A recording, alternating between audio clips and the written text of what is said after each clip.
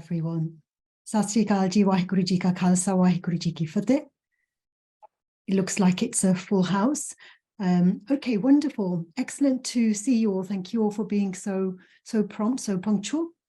We have a full house. We have apologies from Sandra and Bershu, but the rest of you who are meant to be on this call, you're on this call. So welcome to the fourth Learn to Lead conference. I have seen all of you at different conferences before.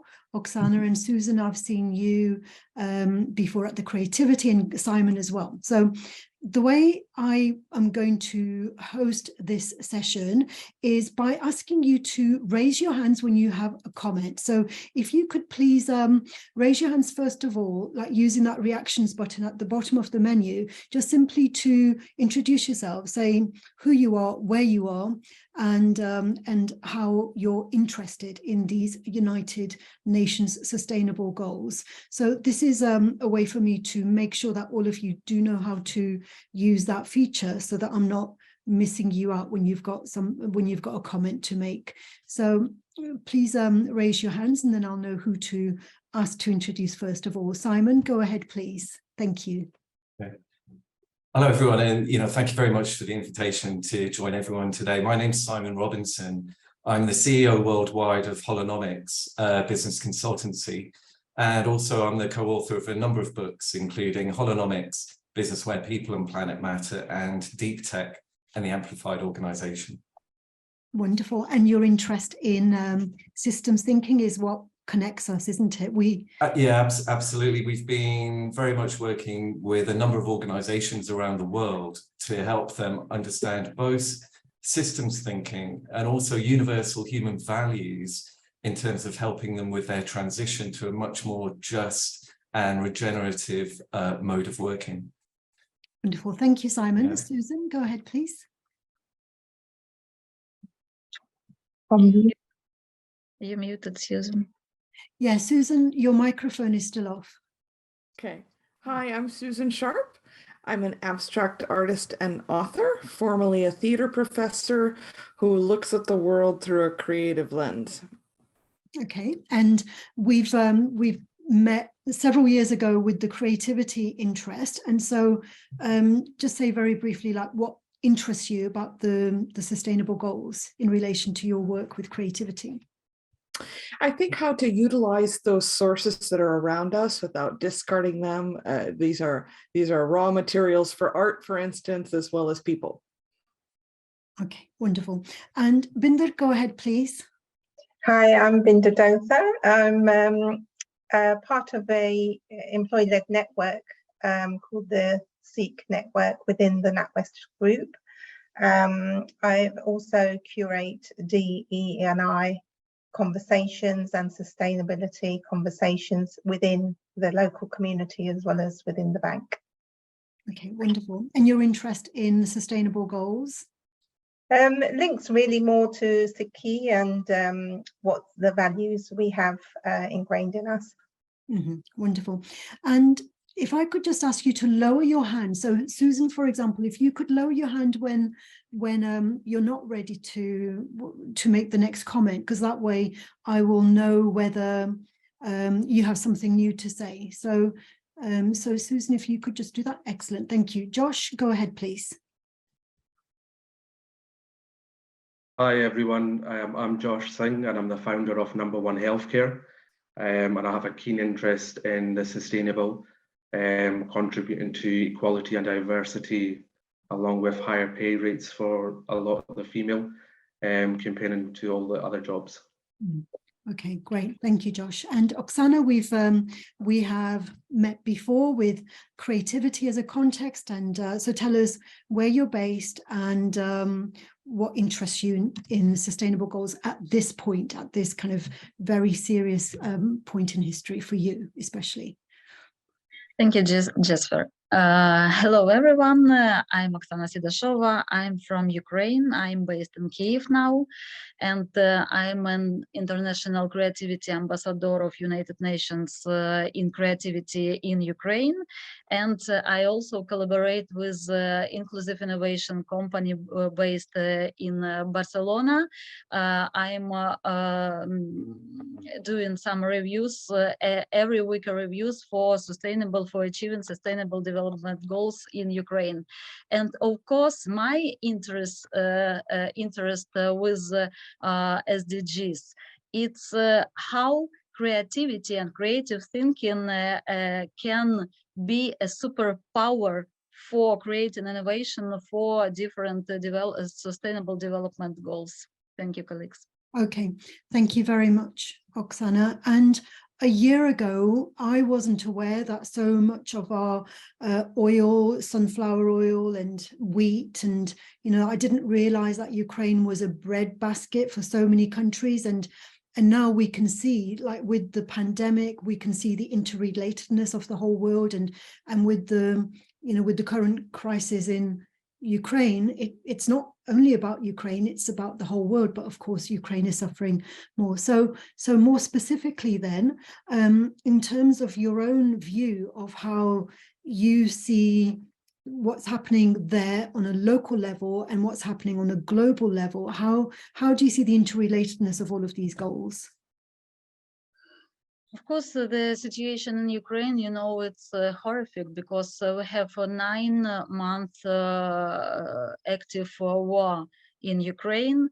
And of course, it's a catastrophe, not only local Ukrainians, and this is catastrophe all over the world, because you maybe feel how the prices are high, yeah, on different food, on different products. And of course, it's influence on food security and different issues.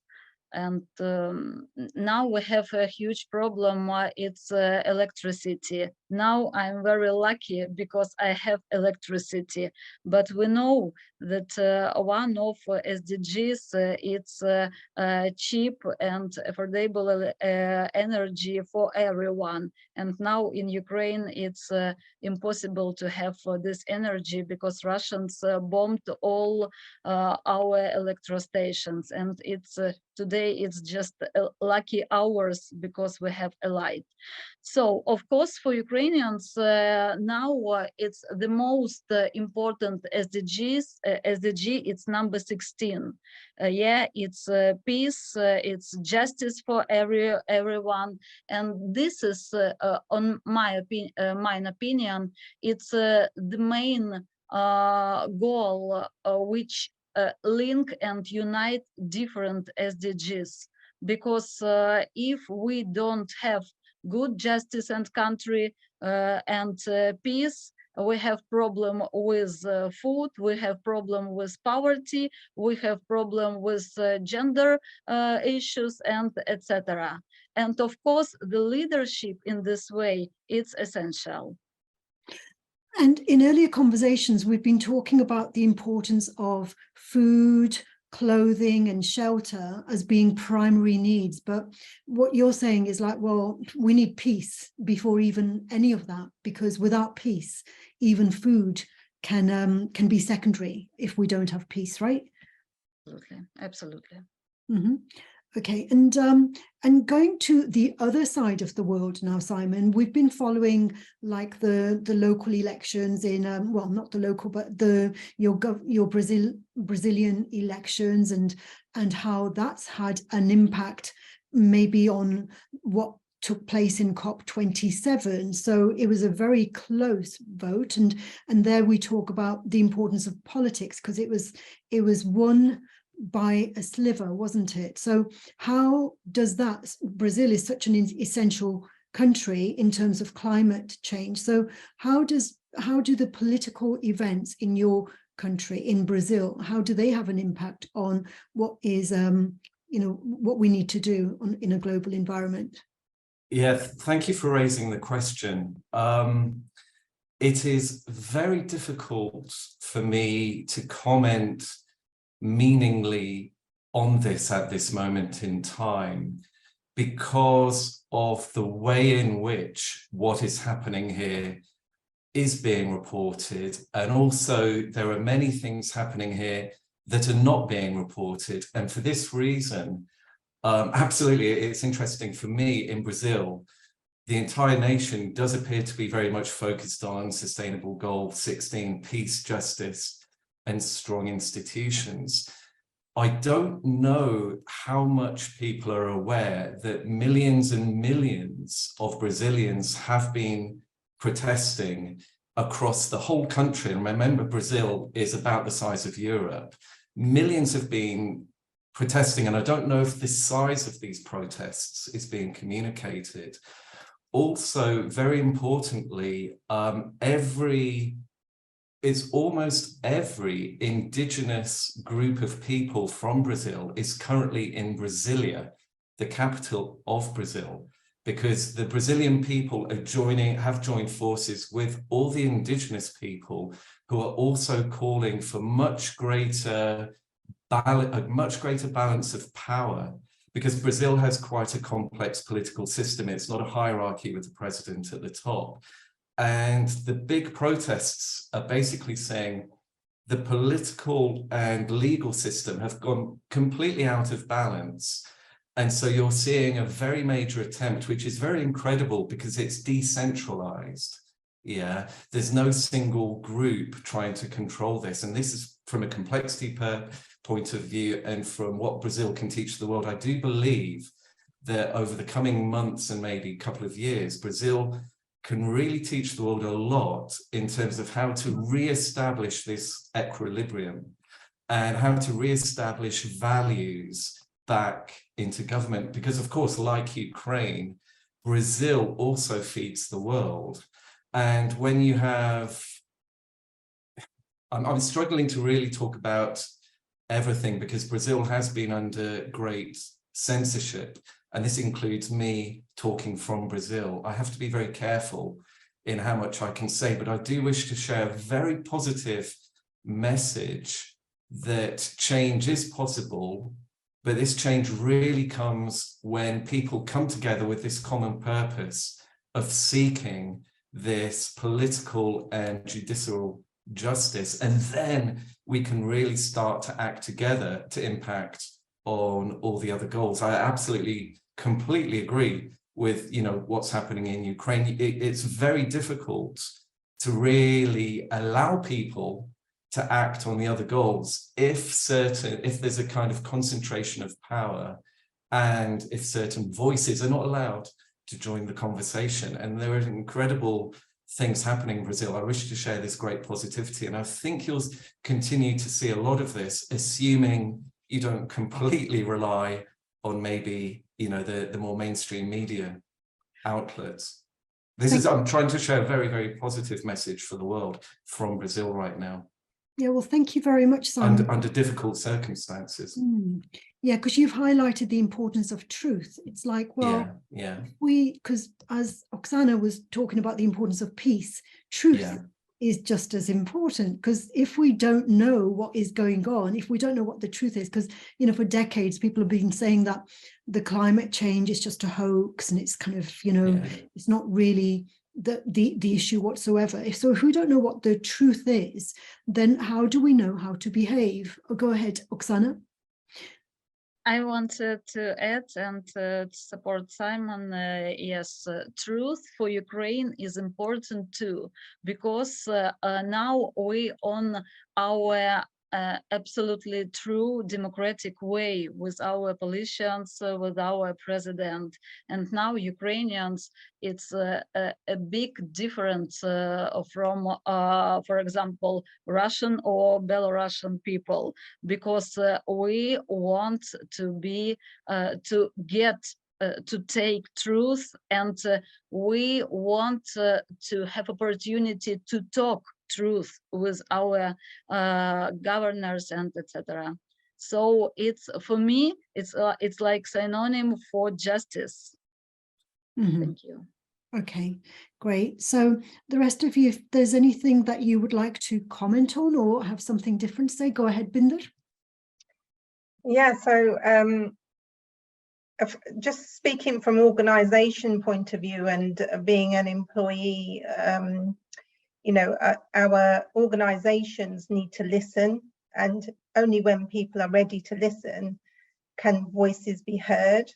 So whether that's sustainability, obviously with the current climate, I don't think climate's ever not been an agenda for anybody. It's whether we recognise it, whether we home in on it and have these conversations.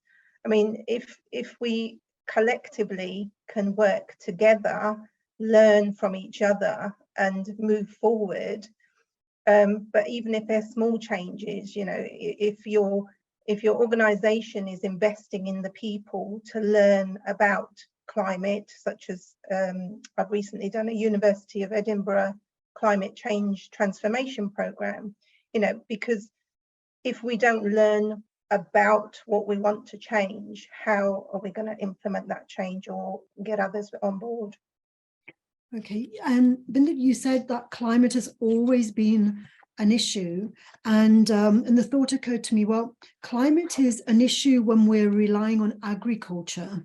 Before we as human beings became agriculturists, I think, you know, from I get the sense that we just moved, you know, like we were nomads. You know, I know like our ancestry, because you and I and Josh as well, we share the same ancestry, and our ancestors were nomads before we were agriculturists, and so we just, you know, moved from one place to the other. But now migration is not, it's much more traumatic to go from one country to the other compared with when that was simply our way of being, our lifestyle. So do you think that the borders, the nation, you know, this whole concept of like nationhood, do you think that that is contributing to the climate issue? Because if people were free to move, you know, from places that are likely to be flooded, places that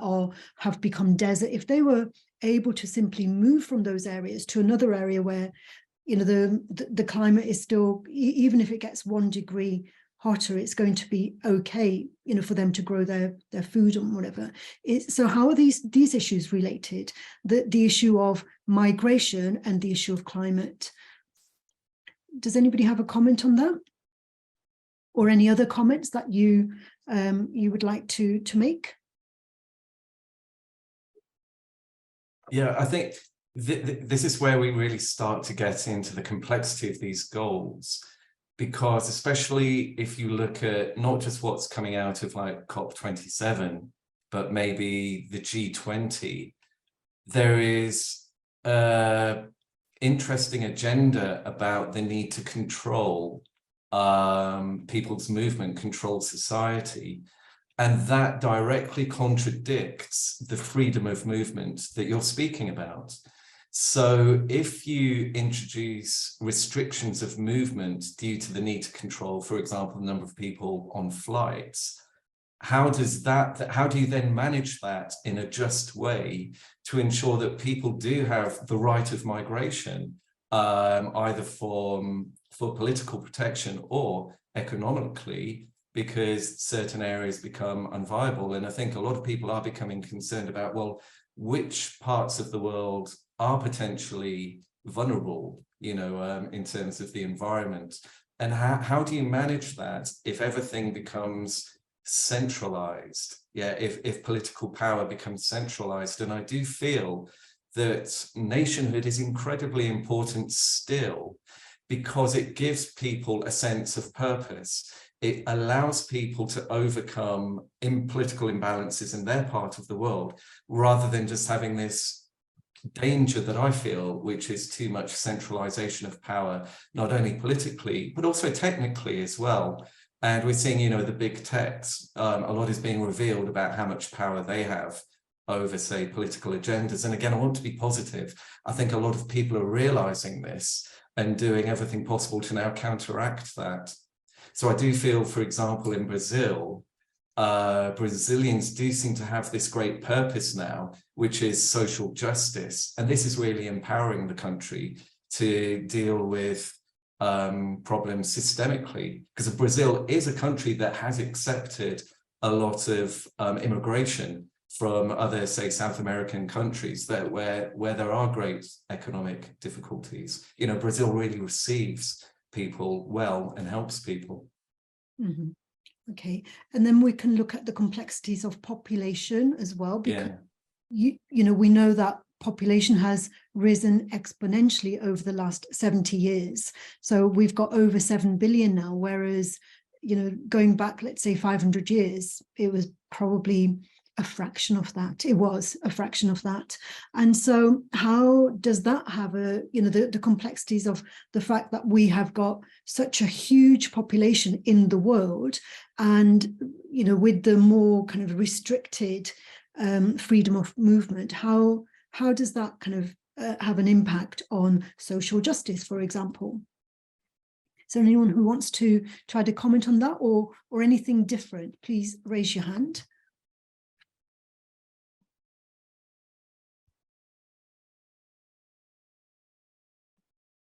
It is all very, very complex. So, so what is? Let me put the question a different way then. So, Josh, either what we've been talking about or something entirely different. Go ahead, Josh. Yeah, so just as what we've been talking about, you know, I personally, I feel it has taken, you know, from COP1 to up to COP27, where nobody's really seeing any positive results after world leaders are attending this, you know, conference for the couple of days. I mean, last year it happened in Glasgow, COP26, and now, you know, the recent one happened in Egypt.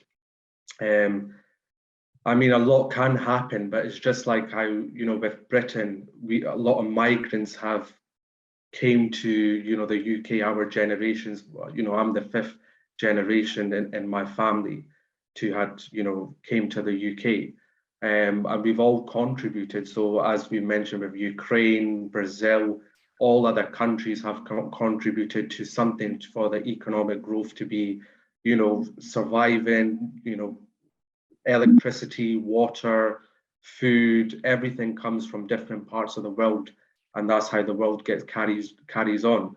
But it is actually a shame where we are actually seeing global warming happening, like recently in Pakistan, the major floods that are happening, and not only just with Ukraine as well, the you know, the war that's happened now, coming up to a year, I believe it is, but there's other countries that are also suffering.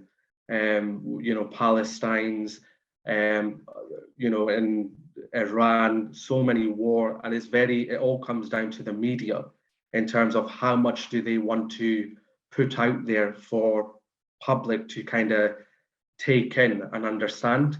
So again, yes, some of the media is the truth, what is being shown.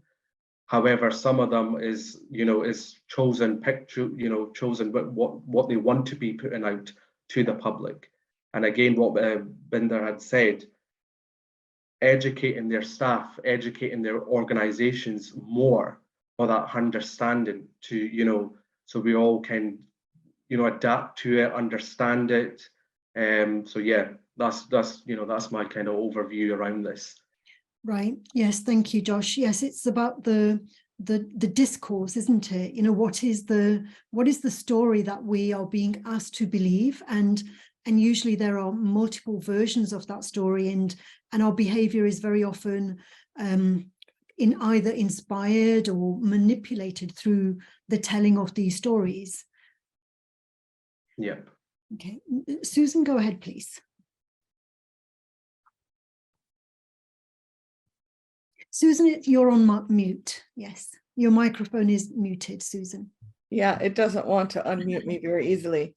I think the contributions so far are really amazing, and it makes me think of how often in tumultuous times we look to creativity and innovation to solve them. And I think along with Simon's attempt to be very positive right now, I think that from a creative standpoint, I'm seeing amazing things coming out of innovation and creativity in a response to these times. I used to paint on the back of old billboards because they were readily available and often went in the landfill.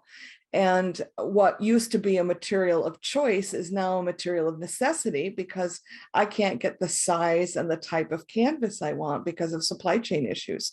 So it's forced me to relook at this material that I used to use because it was sort of novel and innovative, and now I rely on it. It's absolutely necessary. So likewise, there was a company that went out of business, a paint that they had been in business for many years, and a particular color that I painted so much with, and it's not available anymore. And I've made my own very, very close proximity to it, but it's not the same. The consistency isn't the same. And so what do you do? So now I'm looking to, in the summer to my garden to try and find plants and whatnot to craft this color that I have come to find so meaningful in my work. So I think the flip side is that there are opportunities for innovation and creativity, and maybe even opportunities to share resources in a way that we haven't had to before. I got on forums and started to ask people, what are you doing to replace this color? And out of that, I think I've made some friends that I'll have for life. Wonderful. Yes, and with that creativity focus, being an artist, like artists have this skill to be able to be like alchemists almost, so when there is pain, a good artist will transform that pain through that creative expression and make something beautiful out of something which is horrific. I mean, Picasso did that with Guernica, didn't he? Yes. So Binder, go ahead, please. You have your hand raised. Yeah, just on the back of what you just said, Susan, that creative piece, I think that comes out when we're in that position of what do I do now? What's gonna make this change for me because I can't do what I did before. And if we have that mindset for our climate, just thinking from my point of view, and Dr. Jasveer mentioned and Josh mentioned, from the background that our heritage comes from, most of the people from Punjab were farmers. That farming still continues, but the generations have changed. I don't know enough to say actually, have we evolved the way that we grow, the way that we farm, the way that we produce? I think personally we haven't, because that people aren't interested. Some people are, not enough people are interested to make the change happen. The interest that's there needs to be tapped. And the way we tap that is to have the conversations, as you just mentioned, Susan. You found out from somebody, actually, I can do something similar to what I was trying to achieve with this colour, but it's only through conversations and meeting people and having communities get together. Mm-hmm. Thank you very much, Binder. So while I'm waiting for someone else to raise their hand, let me just kind of chip in by saying that I always kind of imagined that my ancestry was always farming until I thought about it. And then I did my research and I realized that no, the Jats anyway, the Jats, we are from the Scythian nomads they were. And like I said, and so we started agriculture relatively recently, and now in the diaspora, how many of us are farming? Most of us in the diaspora, apart from those who went and traveled to California, they bought their farms in California, they bought their farms in Vancouver, but the rest of us, we're professionals rather than farmers. And so going back to the roots, like I'm thinking about Brazil again, Simon, it's like we, losing touch with where our food comes from, losing touch with, what the indigenous people, they value, like being in touch with the earth, being in touch with, how the seeds, how they grow, rather than just simply buying our food in a supermarket and not even thinking about where our avocados come from and where our dates come from and all of that, and how much the cost may be to the planet, in the fact that they have been, they've been flown across the world for thousands of miles. So Simon, what's your take on that, on this kind of whole kind of grassroots thing of like the food chain and the sourcing and the transportation involved? Go ahead, Simon. You're on mute. It's mute. Yeah, I wanted to try and link together a couple of themes, which is creativity, education, and also this ecological consciousness. I think when you really get to know Brazilian society, there is quite a deep ecological consciousness or awareness of ecological issues. For example, if you looked at one of the recent carnivals in Rio de Janeiro, the entire theme was around sustainability and protection of our ecosystem. And this hasn't come from, up above. It's not a top-down government project or initiative. It's of the people. And also, again, I apologize for being careful with my words in what is a very difficult political situation, but the entire agricultural industry here in Brazil has come under attack, and there are very great protests with the people who are in the agricultural industry saying, look, at a political level, we're underappreciated. This is why there is a reaction from people or, organizations within the Brazilian agricultural industry. And also, you may not know that a lot of our ports are currently restricted because of these protests. And that, of course, has implications for those countries that depend on Brazil for their food supplies and other economic supplies. But on the other hand, so again, I'm always trying to see the positive angle. There is this deep underlying ecological awareness. But in terms of education, one of the things that I feel a lot of people have learned over the last 2 or 3 years is that it is still possible to have an education remotely as adults. But one project that I was involved in, during the entire lockdown period was thinking about, well, how do you make education accessible? Because again, sometimes in like Europe or North America, we sometimes think about, okay, our technology, it's accessible through laptops or PCs. A lot of communities and rural communities in Brazil, people do not have laptops. It's just too expensive. It's not affordable. So, for example, we've worked on an educational system using very slimmed down technology to look at how we still offer quality education using very basic smartphones, and in rural regions that may even struggle to have 3G, let alone 4G or 5G. And this is where we come back to organizations. While there is deep unsatisfaction with maybe political and legal institutions, I feel a lot of hope comes from quite aware commercial organizations that maybe traditionally haven't been seen as part of the solution. But there are a lot of people really wanting to do good within these organizations, and they're thinking, how can our organization have more impact? How can we amplify our impact through this new economy, which is like the platform economy, allowing people to give people a voice, but also how can we distribute and make technology available in a just way, in an equitable way, that really does allow people to have an education across all aspects, ecological education, and of course, the more traditional academic, in an academic manner. And I feel very positive if we take on this more distributed approach, platform approach to our technology. The solutions are here. The solutions really, really are here. And it's commercial organizations in Brazil that have been very much driving that traditionally, say, over the last 10 years. And I think with this pressure from people with their purpose, they're going to try and ask our political institutions to catch up and really start doing what they're meant to be doing, which is working for them, not for the people, and recognizing you know, who voted these people for the first, you know, in the first place. They need to remember their purpose, which is deliver equitable impact for you know, people in the planet.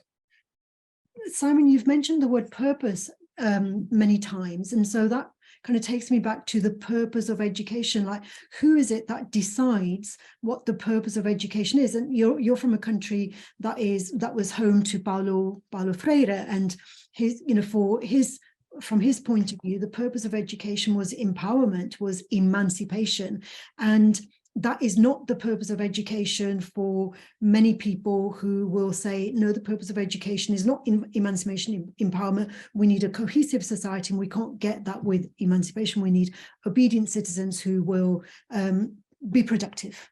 So be efficient, you know, so there's that contrast between efficiency and productivity. And on the other hand, well-being and, you know, like the other kind of the GDP, which is measured through happiness and well-being and prosperity rather than productivity and profitability. Yeah, I'd like to hand this over. I don't want to talk too much, but I'm very inspired by an Indian educationalist, and he said that academic education without values is highly unbalanced, because all our world leaders have had the greatest education that is available, and yet many people perceive them to be acting without values. And so this is really what I see the purpose of education, you know, helping people develop their thinking and understand how it can help teach human values at the same time. And that gets us back into balance, because just from a personal perspective, I don't see so many values being acted, you know, throughout our world leaders at this moment in time. I don't think that's too controversial a thing to say right now. Mm-hmm. Okay, thank you. Binder, go ahead, please. I just want to say how beautiful and exciting what you've just said, Simon, from start to finish, you know, values and purpose, that's within us. Doesn't matter what our background is, doesn't matter what religion you are. Those values, our moral compass guides us, and we know our actions have consequences. And if we work together, just to give you an idea, so after doing that program, about learning about, okay, what can I do? What difference can I make for the next generations?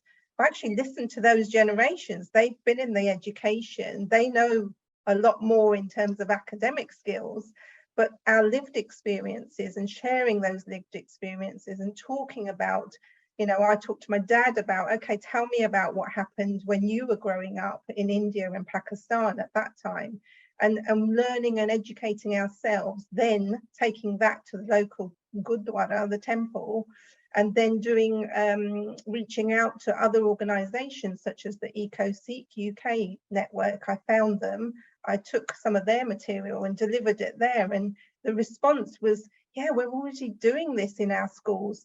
Why are we doing it? Because it links into religion.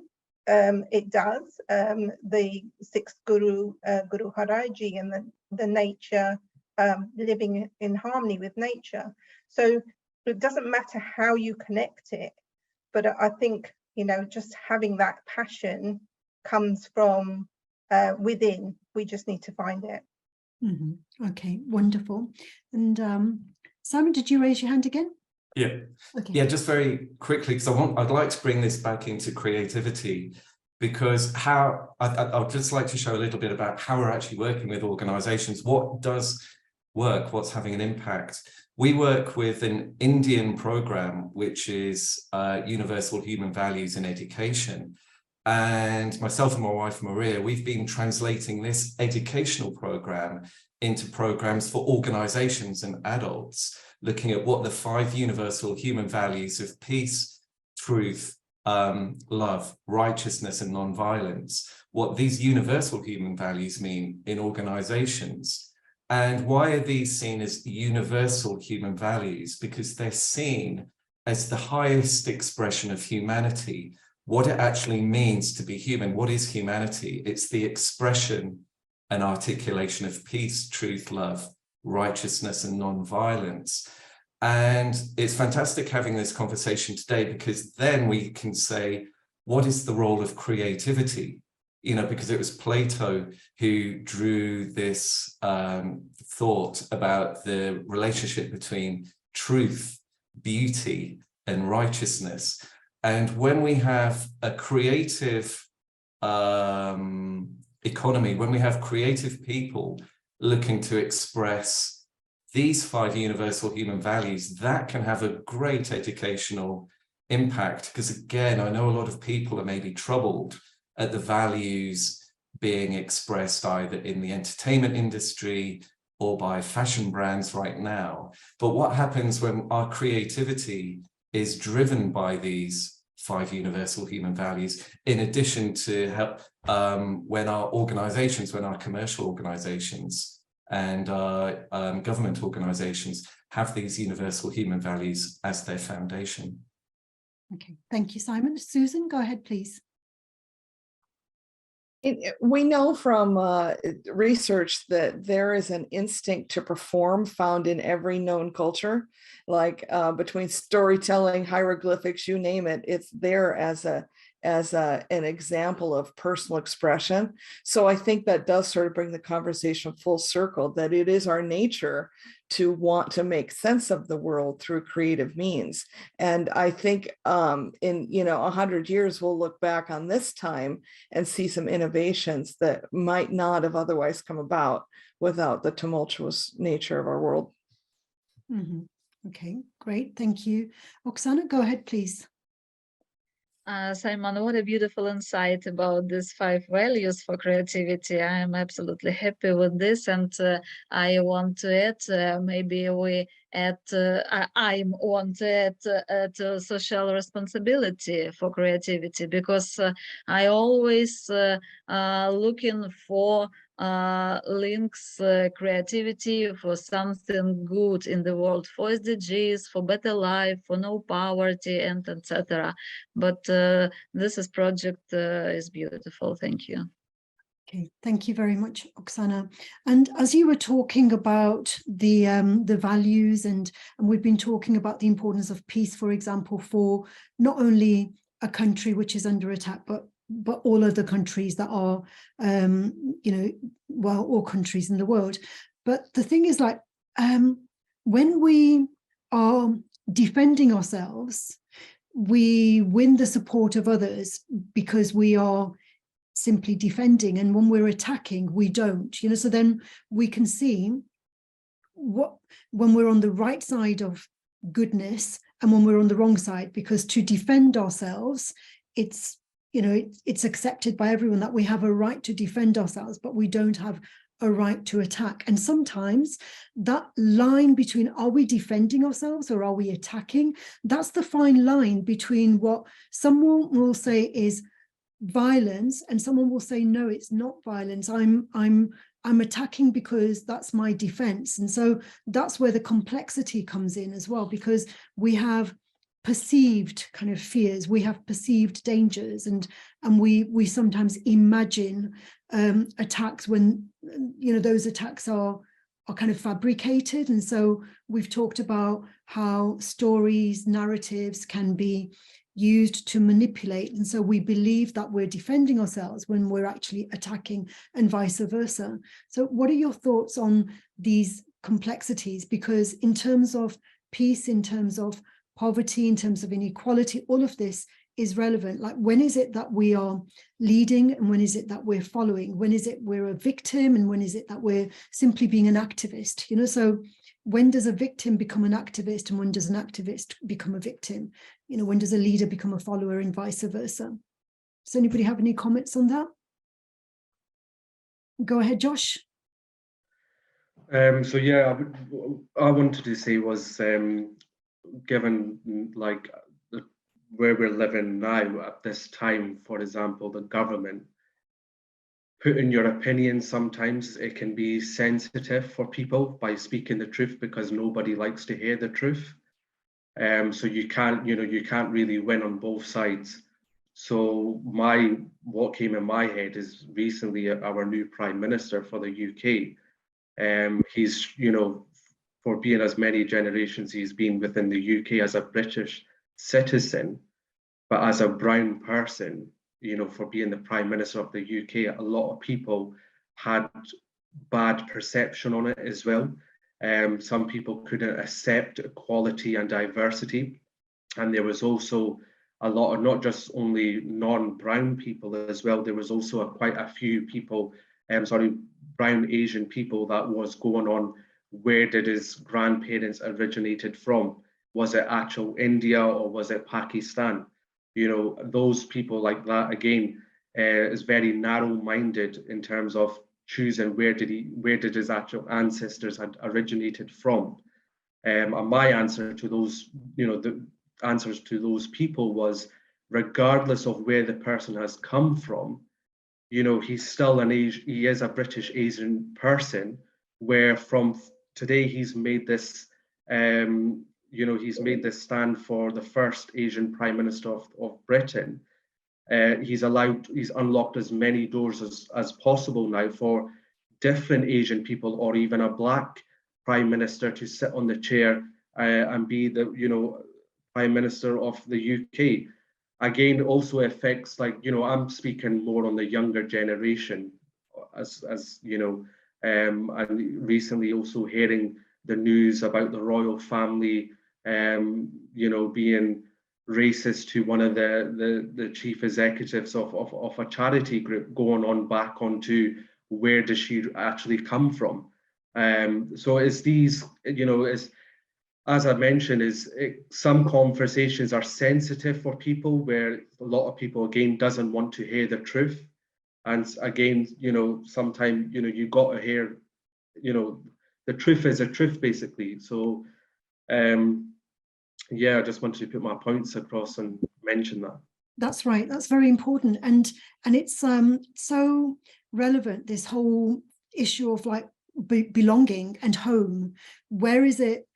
Where do we belong? Where is home? Is home where we live and work, or is home where we feel that we share the most values with people? And, you know, because we build communities around ourselves based on the values, and Simon was talking about those universal values, but we know that, for example, the Conservative Party or the Republic Party or the Democrats, there are different values. We know, we can, even without talking to somebody, we know that one political party will value maybe compassion, whereas another party will value profitability, perhaps, you know, because they believe in economic kind of growth, and another party will believe in looking after those who are most vulnerable, you know. So there are nuances, aren't there, in terms of like what values do we adhere to, but those values will govern our behavior, and from our behaviors, that's when, you know, either we are causing problems or tackling issues. Go ahead, Binder. So Josh, you just sort of resonated with me with the inclusion and sustainability within organisations, but also, you know, that culture shift that we're all longing for within society and within our organisations. So it's that fine line that you talked about, Dr. Jasweer, in terms of where do you draw a line, and well, in inclusion, I feel personally there is no line to draw. It's about understanding different perspectives. And when we talk about the sustainability goals, if it goes back to what I was saying earlier, but actually the amount of passion and creativity that I've seen just online, in my own household, you know, the generations that are coming through are doing these things without actually necessarily shouting about them, and doing it on a small scale. But if we could tap into what they are actually doing, the only way we can do that is to have that creative, passion to explore. And if our organizations are based on profit margins and only profit margins, which in the past, you know, organizations, like I said, I've worked for my organization for over 30 years. I've seen that transition, and it's not finished. The transition is taking place. But actually the people that are coming through will choose whether they have the right alignment of values if they're going to work for that organization. So I think that's the only way we can sort of take that as a learning, that actually people will choose whether they're going to work, because the volunteers that come through doing seva in temples, in communities, that is something they volunteer for. They have a passion. They're going to give their time for something that they enjoy. Well, actually, I think you'll find there's a greater audience there that haven't got a money orientated regards for climate. It's actually that they want it because they want change. Okay, great. Thank you. Simon, go ahead. Yeah, I mean, I'm really enjoying this conversation. A great part of my work right now is in the area of technology and innovation. We've developed a concept of deep tech, which is differentiated from advanced technology. And for us, if technology doesn't articulate technology itself, if this technology doesn't articulate the 5 universal human values of peace, truth, love, righteousness, and non-violence, it's not deep tech. It's just technology to be used and abused. And I think a lot of people who are not necessarily technological, they're kind of learning about the way in which, up until now, our social media platforms have used artificial intelligence and algorithms to kind of almost augment separation and argumentation, because this is great for advertising, it's great for, you know, revenue, because the more people argue, the more they interact in this way, it generates profits, but it hasn't been good for society. And so we're now exploring ways in which we can develop platforms that help people enter into the lived experience of people who may have very different backgrounds to themselves. And then in that way, when the technology expresses human values, you can have genuine dialogue. You can have a genuine expansion of consciousness and a genuine exploration of ideas and this mutual learning. Yeah, because it's not like, oh, this group is right and this group is wrong. No, everyone's got a piece of the puzzle. But at this moment in time, our social media platforms are not built to create positive, constructive dialogues. And I think, you know, I am involved in advising 1 or 2 projects about how we can, you know, transform the way we develop this technology. And then we can really tap into creativity. We can really help diverse people come together in constructive ways that are really really meaningful, because everyone's acknowledging here, there is this great desire, but if our infrastructure doesn't work for us, isn't on our side, it's going to be much more difficult to really reach this point. It's interesting what you say, Simon, because one of the things about the 4th Industrial Revolution, the biggest concern is that technology doesn't have a moral compass. Technology can't make decisions about whether something is good or not good. You know, is it moral? Is it immoral?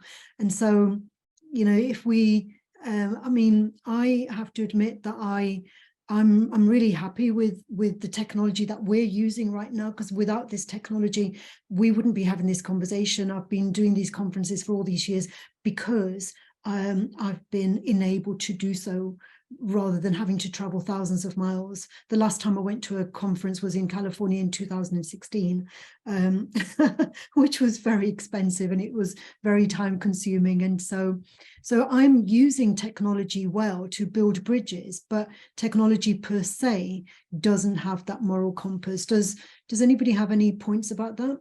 Maybe Oksana, you know, you're talking about electricity going on and off, for example, and you know, are we able to survive nowadays without the technology, without electricity, without all of these advances of the modern world?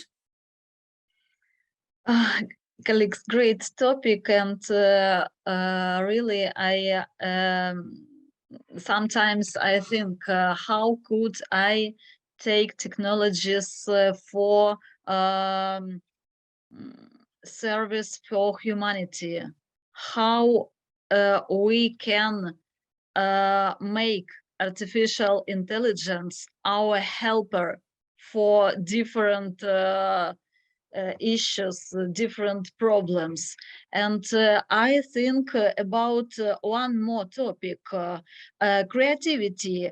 It's only skill for human, or maybe artificial intelligence can create something, but it's a good mark, moral and ethics things, and I think the all artificial intelligence, we like humans should take only for helping to saving our humanity.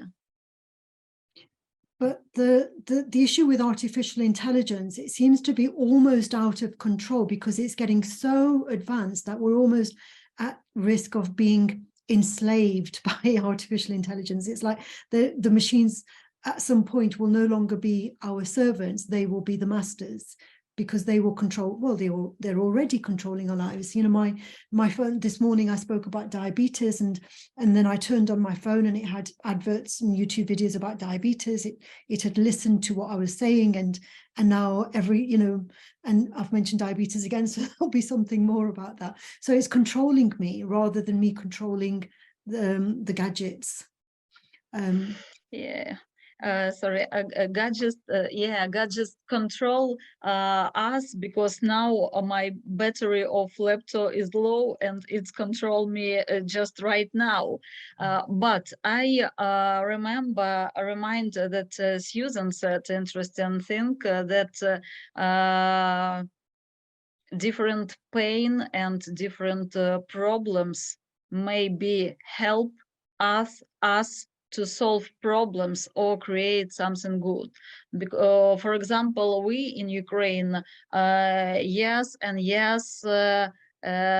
living in constraints, and this is constraints very, very nourish our creativity.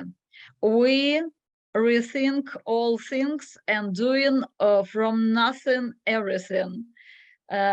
So I think we should create something that artificial intelligence help us, and we should control these technologies. Mm-hmm. Okay, great. Thank you, Oksana. Susan, go ahead, please.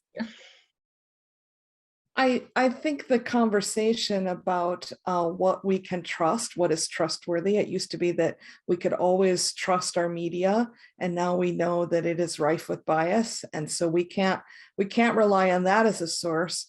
And now we have issues of scarcity in some realms. So what does that force us to do? I think the introverts will tend to draw from inner strength. The extroverts will maybe long for community, but I think it forces us to go back to who we are and what we know, what we believe as a foundation. So for me, that will always be spirituality as a foundation. And but I think who you can trust becomes a real issue. Even a recent class I took, I thought the textbook was so imbalanced in its viewpoint. And it used to be that you could rely on a text to maybe provide a variety of viewpoints. And we can't rely on the things that we used to be able to rely on. So if you can't embrace change, then you'll be stuck. I think change management is really an important topic for today's era. Okay, great. Thank you, Susan. Binder, go ahead, please. Yeah, and just on that digital transformation, our organizations are doing it and it's happening around us.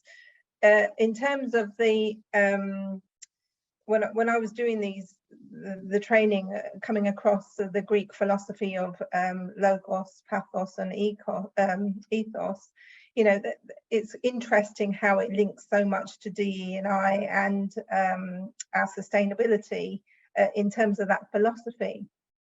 in terms of transformation and digital transformation, I think looking for that that direction needs to come from who are the programmers. You know, if we've got an ethnically diverse or a culture of programmers that are looking for inclusive programming, then we can get different results from the ordinary, okay, I'm paid a salary, I just need to program. If X and Y happen, then this will equal, you know. So I just feel, you know, A and B doesn't add up to C. It is about how we're programming the information, and if it's programmed in a way that brings information and knowledge, like you just said, Dr. Jasween, you know, by typing that in, is that the algorithm saying we want to help you, or is that saying I want to make some money out of you? It's saying I want to make some money out of you. Yes. And this whole thing about values. So we go back to values, and I know that, you know, most of us are really interested in creativity, but sometimes we can be so focused on creativity at the expense of other values. And I do know highly creative people that they don't care about diversity. They care about simply their creativity, and they can be, you know, like Susan, you're talking about the introvert, you know, an introvert who is focused on creativity.